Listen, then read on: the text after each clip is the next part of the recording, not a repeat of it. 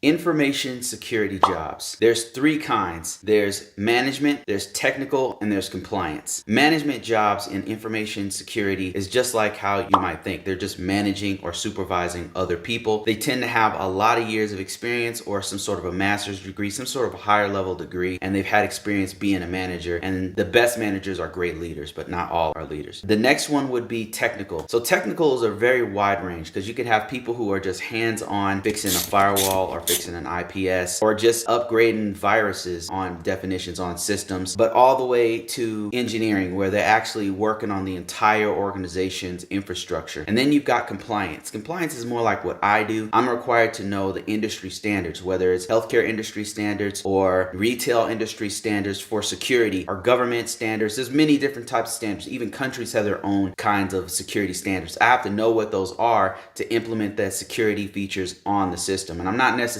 doing a lot of hands-on type stuff, but those are the three types and areas that you'll have for information security jobs.